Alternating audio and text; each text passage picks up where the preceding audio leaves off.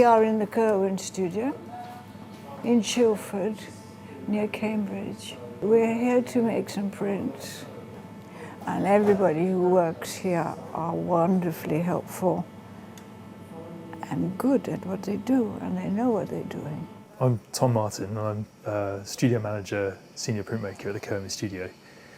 We print artists' original prints for them. Today we're working with Paula Rego, and she's come with a transfer drawing, and she's actually drawn from models, still life arrangements in her studio.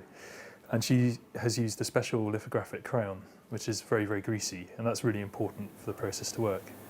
All printmaking is to do with drawing, if you do it directly, and that's what I like to do. I love to draw. When I was at the Slade, I took refuge in the print room.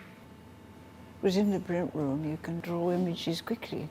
So I've always found relief and release in being able to do images more quickly.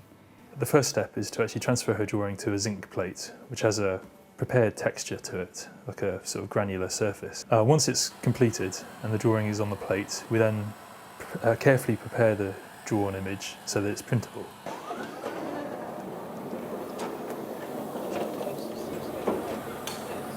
Ecstasy's coming up even better. Even the boots are better now. She's a really good artist to work with, and is very expressive of what she wants. But you become very included in the process, which is nice for Paula. So you're as much part of it as she is, really. I think it's working better. It is working, it's working. I don't want to be any thicker than that. Even that's come out quite strong and all. That's it. You don't want to even redraw it, really. The next step, Paula is going to draw on a sheet of drafting film, which is a bit like tracing paper, really, but a plastic version. And she will paint onto that piece of film wherever the colour she wants it to appear on the print. Then that film is then exposed onto a light-sensitive plate with UV light. And wherever the light hits the bare plate, it sort of chemically changes the surface. But wherever's underneath the drawing, it remains untouched by the light. So when you develop it, everything drops off that's been touched by the light, and everything remains that's been where the drawing is. And it's very, very accurate. It kind of replicates her drawn mark really, properly. So then put back onto the press, and we've hand mixed a specific colour which Paula has requested, sort of a very light, bloody coloured tint almost. So it's a very transparent colour, made of red and yellow and brown. And then that's run the same way as the black plate was.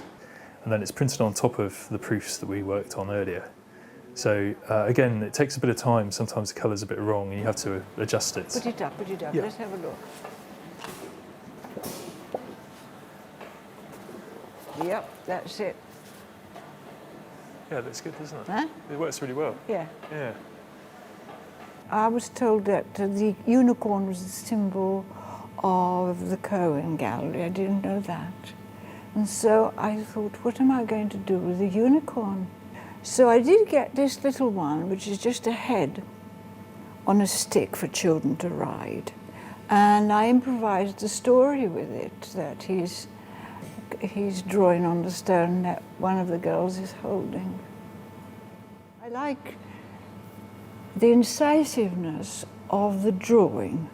It's extremely physical, and your contact with the surface is hard and decisive.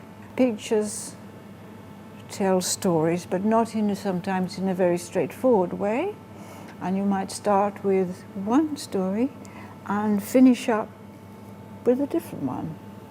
And sometimes the one you finish up is the opposite of the one you began with. So your whole feelings, all your feelings, you have to trust the picture, because it's the picture that you're doing that is telling you what's inside you. And what you really feel sometimes ain't very nice. Right?